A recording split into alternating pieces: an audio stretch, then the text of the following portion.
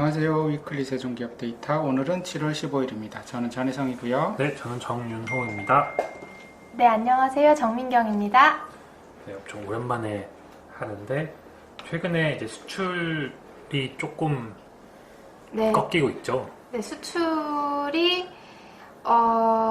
수출도 좀 그런데 무역 수지가 계속 적자가 나오고 있는 부분이 네.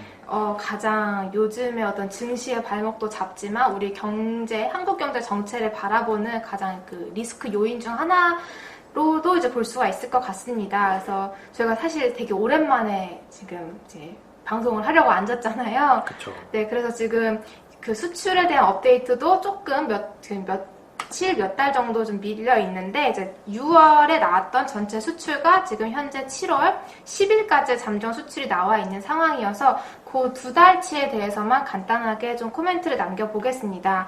먼저 6월 수출 같은 경우는요, 수출은 577억 달러로 전년 동기 대비 5.4% 증가를 했고요. 수입은 19.4% 증가한 602억 달러가 나와서 무역 수지는 마이너스 25억 달러 적자를 기록했었습니다. 그래서 수출이 발표되었을 때 당시 이제 뉴스 기사를 보면은 이제 그러니까 수출 증가율이 이제 확 꺾였다, 무역 수지가 이제 적자가 났다, 이런 식의 기사가 많이 나왔었는데, 저는 계속 10일 단위로 이제 트래킹을 하다 보니까 제가 생각했던 것보다는 그래도 선방했네라고 생각했던 게 첫 번째 그런 인상이었습니다. 왜냐면은 이제 10일 단위로 계속 트래킹을 하다 보니까 중간에 역성장이 나왔던 그런 구간도 있었거든요. 그래서 이게 지난해 어떤 기저효과 때문에 이번 달에 진짜로 역성장이 나오면 어떡하지라는 걱정을 했었는데, 수출 증가율이 한 5% 정도 나왔기 때문에 예상했던 것보다는, 우려했던 것보다는 좀 선방했다라는 생각을 좀 했었던 게 사실이었고요. 무역 수지 적자폭도 이제 중간에는 마이너스 70억 달러 정도까지 확대되었다가 이제 월말로 갈수록 축소되면서 마이너스 25억 달러까지 좀 축소가 된 모습이었습니다. 그래서 사실 6월달 그 전체 데이터를 보면요, 반도체가 플러스 성장이 나왔고요. 나머지 산업에서는 플러스 성장이 나온 산업이 굉장히 몇 개 없습니다. 물론 석유화학 같은 경우는 유가가 워낙 많이 올랐기 때문에 당연히 플러스 성장이 나왔겠지만, 전자제품이라든지 선박이라든지 이런 부분에 있어서는 자동차 역시 마찬가지고 플러스 성장이 나오는 이렇게 좋게 나왔던 섹터가 별로 없었는데, 그나마도 지금 반도체에서만 좀 수출이 증가세가 이제 플러스 성장이 나왔고요. 이게 그렇게 나오다 보니까 이제 삼성전자, 하이닉스가 오늘은 좀 올랐지만 사실 그동안 계속 많이 빠졌잖아요. 그래서 빠지던 찰나에 이제 이런 데이터를 보면서 빠지고 있는데 수출까지 같이 빠지면 조금 더 우울했을 것 같긴 한데, 다행히 그 수출 증가세는 그래도 다른 산업 대비로는 그래도 플러스 증가세가 유지가 되고 있어서 좀 다행이라는 생각이 먼저 들기는 했습니다. 그래서 6월은 일단 그렇게 마무리가 됐고, 7월 데이터로 좀 넘어가 보겠습니다. 7월 같은 경우는 지금 1일부터 10일까지의 잠정 수출입 실적이 발표된 상황이고요. 수출은 전년 동기 대비 4.7% 증가한 158억 달러, 수입은 14.1% 증가한 213억 달러였고, 무역 수지는 마이너스 55억 달러 적자를 기록했습니다.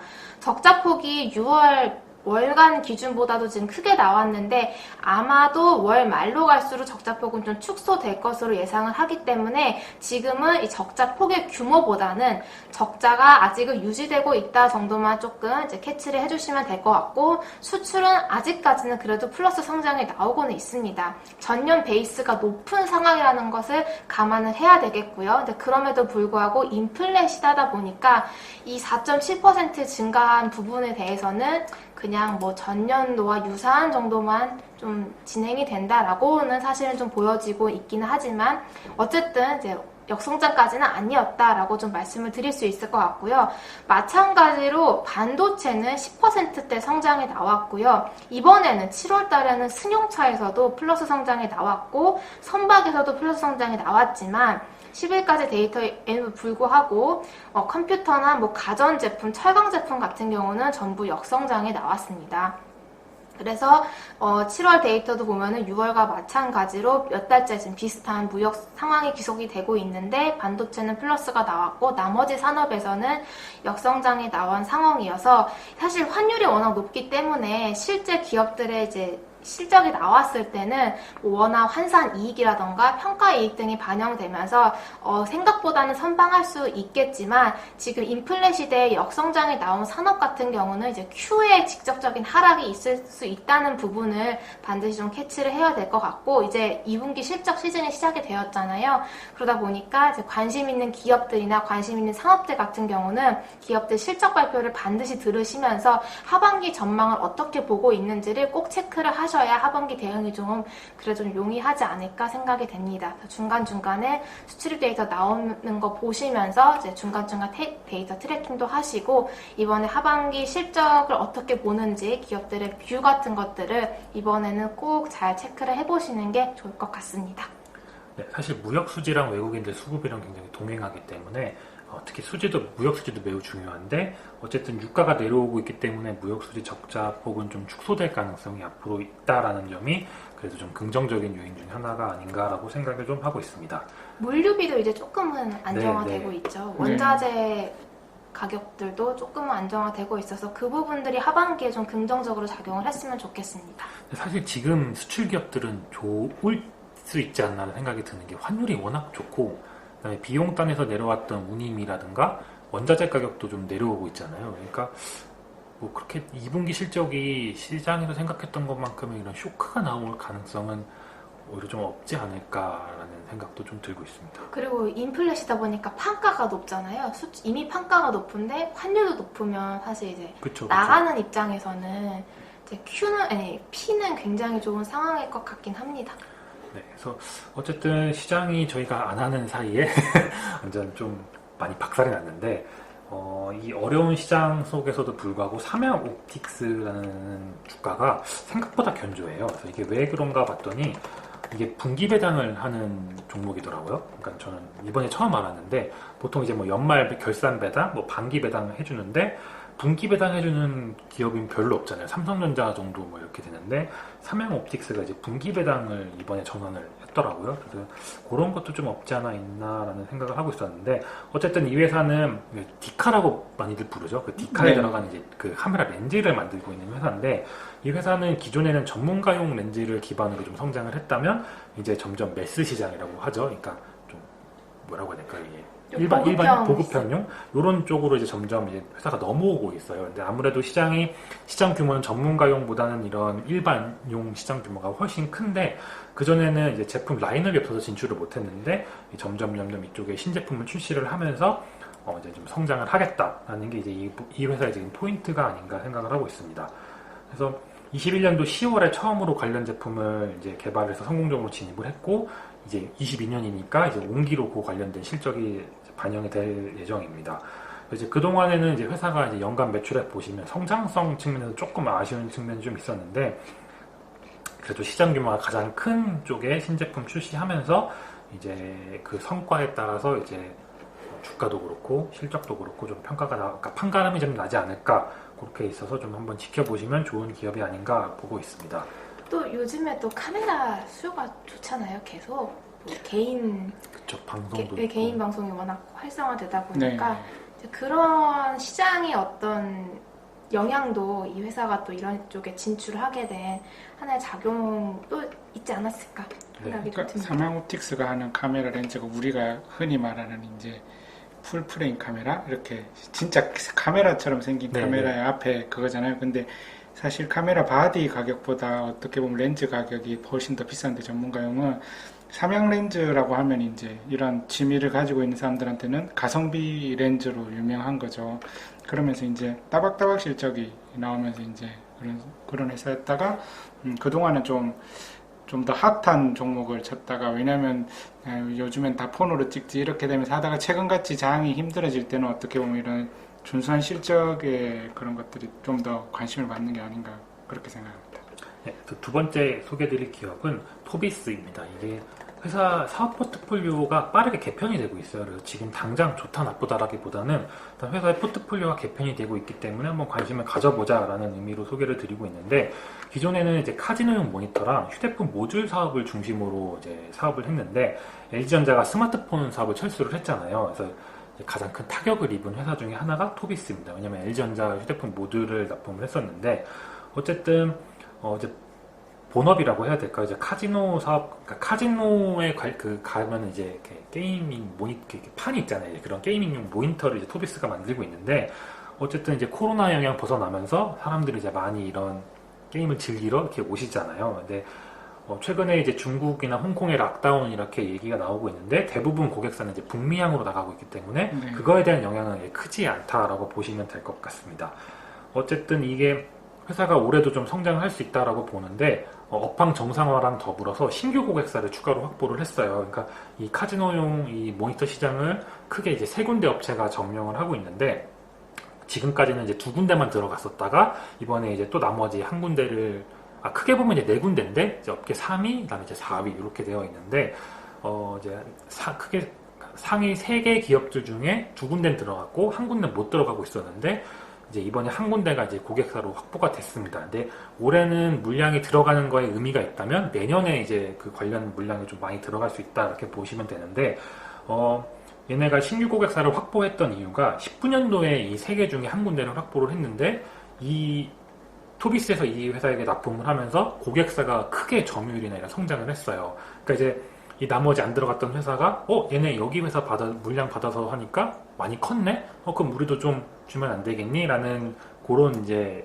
방식으로 이제 영업을 해서 들어갔고, 그래서 이제 카지노 업황 회복과 더불어서 신규 고객사가 늘어나기 때문에 올해, 내년, 그다음에 후년까지는 안정적으로 좀 물량이 늘어날 수 있는 그런 가능성이 있다라고 보고 있습니다.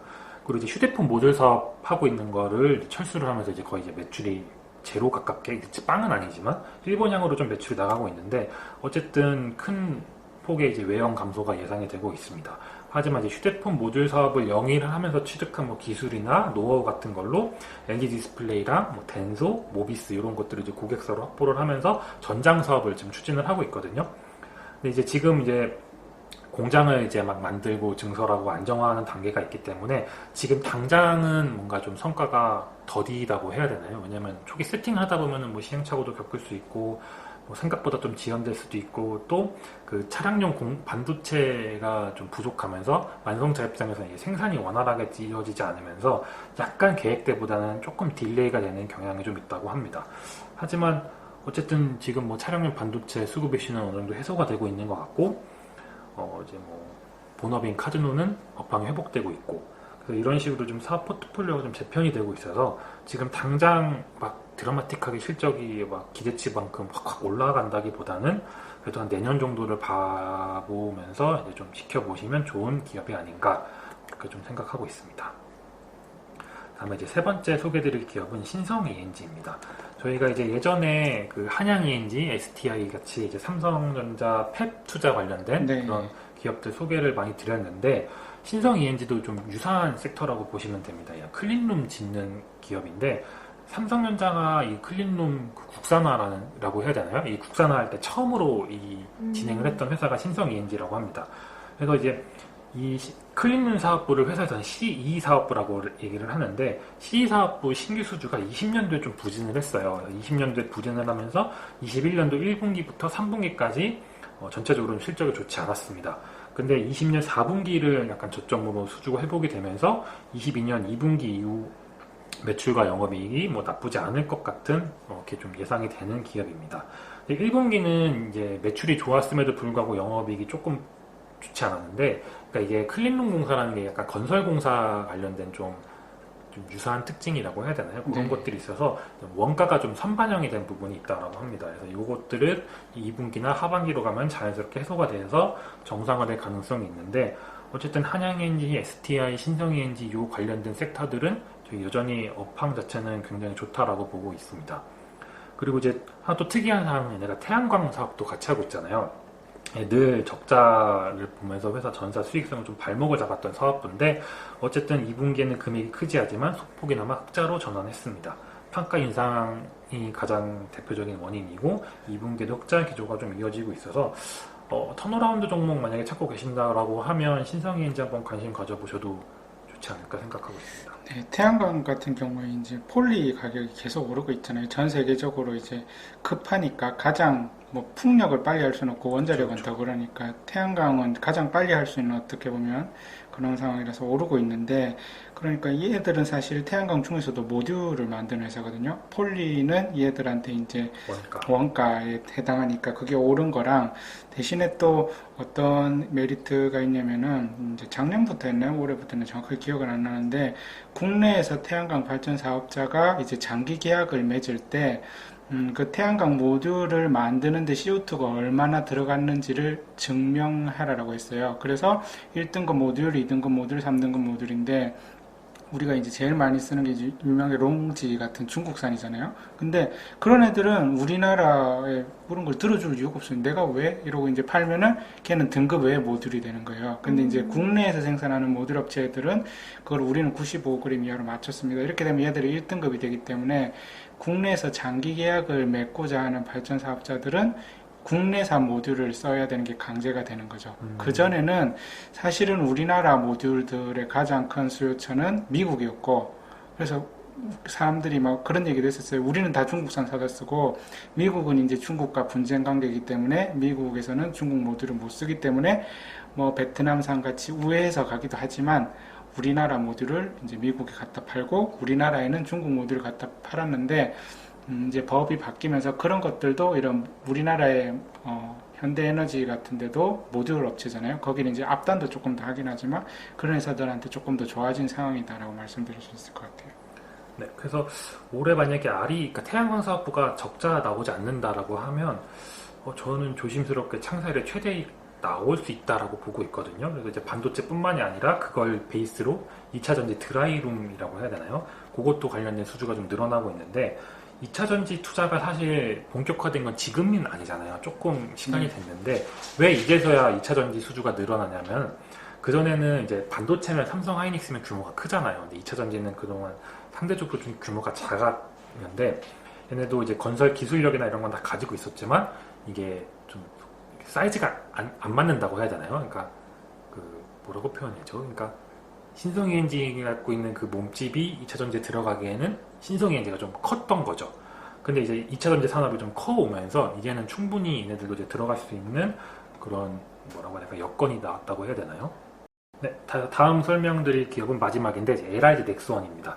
이게 뭐 방산업체 요즘 워낙 좋잖아요. 특히 이제 우크라이나 뭐 이렇게 러시아 이슈가 있어가지고 워낙 좋은데 이게 방산업인 특성상 연말에 좀 수주가 집중이 되는 경향이 있는데 회사는 이제 국내 사업을 안정적으로 캐시카 기반으로 하고 해외 수주를 늘리면서 이렇게 좀 성장을 해 나간다 그런 전략을 기본적으로 가지고 있습니다. 근데 이제 산업의 특성상 이게 구체적인 뭐 진행 사항이라든가 뭐 이런 건 좀 알기가 어렵잖아요. 그러니까 저희는 이제 외부로 공시가 되는 단일 판매 공급 계약이나 이제 분기별 수주 잔고 이런 걸 이제 확인을 해봐야 되는데 어쨌든 올해 1분기 영업이익이 분기 기준 역대 최대 이익이 났습니다. 1분기만 해도 전년도 연간 영업이익이 52%를 발생을 했는데 지금 회사가 기록했던 창사일의 최대 영업이익이 1,100억인가 정도 해요. 근데 1분기 영업이익이 500억이 났으니까 정말 어마어마하게 난 거죠. 그리고 아까 말씀드렸던 것처럼 이제 그러니까 성수기는 이제 연말로 가야 이제 성수기가 되는데 1분기만에 이렇게 나왔기 때문에 올해 굉장한 이익 성장이 예상이 되고 있습니다. 참고로 컨센은 현재 지금 한 1,600억 정도인데 1분기에 500억을 했기 때문에 아주 무난히 달성할 수 있지 않을까라는 생각을 좀 하고 있습니다. 근데 이것보다 조금 더 고무적인 게 이 수주가 늘어나고 있는데 이 회사의 수주 잔고가 매출로 될 때까지는 보통 1에서 한 2년 정도 시간이 걸려요. 그러니까 지금 수주가 늘어나고 있는 거는 한 24년 정도는 돼야 매출화가 되는 거기 때문에 올해 23년, 24년까지 매출이 그냥 안정적으로 늘어날 수밖에 없는 그런 회사가 아닐까 싶습니다. 그래서 이게 좀 산업의 호흡이 좀 자체가 길어가지고 요거를 이제 시장에서 어떻게 평가를 할지는 조금 달라지겠지만 어쨌든 뭐 긴 호흡에서는 굉장히 긍정적인 기업이 아닌가라고 보고 있습니다. 네, 제가 준비한 내용은 유니드입니다. 유니드는 저희 데일리 할 때도 간단하게 말씀드렸는데요. 조금 더 길게 말씀드리고자 오늘 준비를 했습니다. 유니드는 칼륨을 하는 회사거든요. 칼륨을 만드는 방법이 자연 상태에서는 이제 염화칼륨, 이제 KCl이겠죠. 그래서 이거를 이제 염소를 떼내면서 칼륨 자체를 만들면은 이제 전기분해를 해서 이렇게 만들면 되는데, 칼륨은 사실 사용처가 아주 다양합니다. 어디 한 군데만 있는 게 아니라 뭐 반도체 만들 때도 일부 쓰인다고 하고요. 뭐 IT라든지 이런 뭐 거기에도 쓰이고, 우리 음식료에도 뭐 일부 들어간다고 하고, 그리고 또 가장 많이 쓰이는 데 중에 하나가 이제 그 식물을 키우는 데 쓰이죠. 그래서 유니드 같은 경우는 사업부는 크게 봐서는 두 개가 있는데, MDF를 만드는 보드 사업부가 있고, 그 다음에 아까 말씀드린 이 칼륨을 만드는 화학 사업부가 있습니다. 이제 이거를 아까 말씀드린 대로 염화칼륨을 분해해서 탄산칼륨을 제조하고 있는데, 그 러시아 우크라이나 전쟁 때문에 이제 주가가 폭등을 한 적이 있었죠. 요 관련주들이. 그러니까 염화칼륨의 산지 중에 제일 많은 곳이 러시아와 벨라루스가 이제 40% 정도를 차지하고 있어서 가격이 폭등하게 된 거죠. 거기다가 뭐 우크라이나가 곡창지대고 러시아도 그렇기 때문에 이런 최근에는 곡물 가격이 많이 빠졌지만 그런 게 오르게 되면서 다 같이 이렇게 오르는 상황이었습니다. 근데 이제 염화칼륨 같은 경우 가격이 오르고 있지만 유니드는 이제 대부분의 그 원재료를 러시아, 우크라이나 쪽이 아니라 이제 캐나다랑 장기 계약이 되어 있기 때문에 다른 경쟁사들에 비해서 훨씬 더 좋은 상황인 거고요. 그리고 아까 말씀드렸다시피 전기 분해를 하는데 뭐 유럽 같은 경우 전기료가 지금 난리가 났잖아요. 미국도 이렇게 오르고 있는데 우리나라는 어떻게 보면 한전이 어느 정도 몸빵을 하고 있다고 봐야 되는데, 그렇기 때문에 그렇죠, 한전이 몸빵을 하고 있죠. 그렇기 때문에 뭐 원재료 중에 가장 큰 부분인 두 개 부분이 경쟁사들에 비해서 지금 좋은 상황이죠. 그래서 뭐 다른 회사들에 비해서 지금 1분기 실적도 괜찮고 2분기도 괜찮을 것 같습니다. 근데 이제 뭐 러시아 우크라이나 전쟁이 조금은 완화되는 분위기이기도 하고, 그 다음에 유가도 빠지고 있죠. 그러니까 이런 것들이 다, 왜냐면 같은 화학사업부로 분류가 되기 때문에 이제 비교를 당하기 때문에 이런 것들로 해서 최근에 좀 슬로우 하다가 이제 어느 정도 슬로우가 돼서 그런지 조금은 이제 수급이 들어오기도 하더라고요. 그래서 체크를 좀 해볼 필요가 있다고 생각됩니다. 그리고 또 하나의 이제 모멘텀이 되는 게, 보드 사업 부분은 사실은 그렇게 성장성이 있는 사업 부분은 아니에요. 이게 MDF는 우리 아주 좀 고급 나무라기보다는 나무를 톱밥처럼 가루를 낸 다음에 본드랑 같이 이제 뭉친 거죠. 그래서 이제 이케아에서 사는 아주 저가의 이제 가구라든지 아니면 그 싱크대에도 안 보이는 뒤쪽에 들어가는 나무들 같은 경우 이렇게 쓰죠. 아니면 자취생들이 쓰는 이런 간단한 나무들을 쓰는데, 이쪽이 이 회사뿐만이 아니라 지금 그 건설 경기가 최근에 좋지도 않지만 그전엔 또 가격이 너무 급등을 해서 사람들이 이사를 자주 못 가게 되고 이렇게 됐었잖아요. 그래서 한샘 같은 경우도 실적이 별로 좋지가 않았지만 그런 거에 원재료가 되는 MDF 또한 마찬가지라고 합니다. 그래서 보드 사업부 쪽의 상황이 그렇게 좋지는 않죠. 그런 부분은 단점이 있고요. 대신에 생산 그 가상칼륨 같은 경우는 회사가 꾸준히 생산 캐파를 늘리고 있습니다. 21년 대비 22년은 총 생산량에서 2만 톤, 3%를 더 증설했고요. 그 다음에 23년에는 11만 톤이 더 증설될 걸로 예상되고 있습니다. 그렇기 때문에 이렇게 이쪽에서는 계속 매출액이 늘어날 수 있기 때문에 좋고, 그 다음에 또 한 가지가 이제 인적 분할을 하겠다고 이미 공시를 내놨어요. 인적 분할은 화학사업부랑 보드사업부 두 가지로 분사를 하고 이제 둘 다 상장되는 식인데, 이거 비슷하게 뭐 조금 다르긴 하지만 거기는 홀딩스로 상장돼, FNF 같은 경우도 이렇게 인적 분할을 해서 상장된 적이 있었죠. 그러니까 자회사로 두는 이제 물적 분할과는 다르게 어차피 지분을 똑같이 가져가기 때문에 주주들은 딱히 손해가 나지는 않는 방법이지만, 좋은 부분은 그전에는 이제 칼륨만 하던 화학사업부에 이제 MDF가 하는 사업부가 붙어 있으니까 좀 퓨어하지 못하게 밸류가 인식이 됐다면, 이걸 쪽에 MDF 쪽을 하고 싶은 사람과 분사를 해서 좀 더 이제 밸류를 어떻게 보면은 이렇게 다시 받을 수 있는 계기가 되지 않을까 생각을 합니다. 그래서 원재료 판가 상승은 잘 되고 있지만 그래서 이게 우크라이나 러시아가 이제 정치적인 문제이기 때문에 어떻게 될지는 모르겠어요. 하지만 이게 가장 큰 경쟁력은 사실은 아까 KCL에서 CL은 염소거든요. 염소가 이제 두 개 뭉치면 염산이 되는 거죠. 염산은 아시다시피 이제 아주 독극물이기 때문에 그러니까 KCL을 만드는 게 그러니까 칼륨을 만드는 게 중요한 게 아니라 이 염소를 처리를 못하면은 더 이상 아무리 상황이 이렇다 하더라도 늘릴 수 없는 상황이기 때문에 그 뒷단에 염소를 처리할 수 있는 회사들이랑 같이 이렇게 해야 되겠죠. 이거 비슷한 게 이제 휴캠스 같은 경우도 이제 생산되는 염소를 요즘 이름이 바뀌었죠. 하나 솔루션이 됐나요? 하나 케미칼. 이전에 하나 화인 케미칼이었다가 네.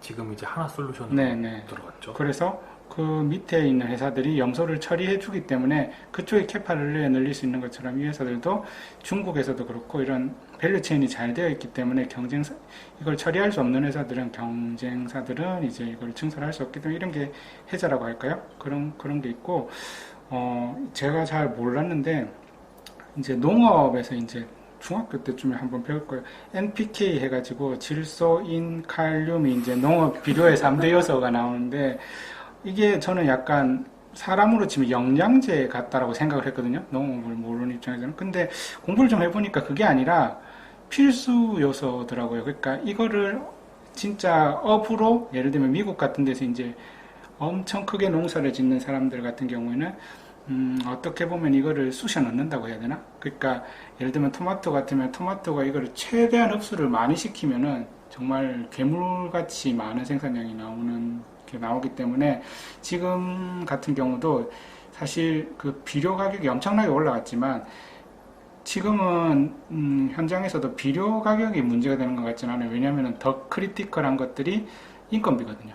인건비가 어떻게 보면 농가에서 가장 지금 큰 이슈로 다가왔고요. 두 번째로 큰 게 이거보다도 하우스 같은 자재비가 거의 더블 넘게 그거는 저희 인테리어 하는데도 마찬가지잖아요. 예전에 뭐 평당 100만 원 이랬는데 요즘에는 뭐 거의 2배가 됐더라고요. 그러니까 그런 것들이 훨씬 더 크게 작용하기 때문에 원가가 올라가기 때문에 비료를 적게 써야 되겠어라고 생각을 하지 않는 거더라고요. 그래서 예를 들면 뭐 백종원 씨가 요리를 할 때 설탕 값이 더블이 됐다고 설탕을 안 넣는 건 아닌 것처럼 뭐 거기 프랜차이즈에서 그렇게 정확하게 이렇게 베이킹을 할 때처럼 레시피가 있고 거기에 맞춰서 이런 비료들은 들어가야지만 정상적으로 생산이 되기 때문에 모르겠습니다. 이제 아주 힘든 나라들 그러니까 저소득 국가에서 이렇게 마구잡이로 크는 생산량의 작물들은 이걸 예를 들면은 뭐 질소를 수입을 못 해가지고 못 키우면서 못 넣을 수는 있지만 이렇게 대규모로 양산하는 데서는 이게 가격이랑 상관없이 무조건 들어가야 되는 제품이더라고요. 그래서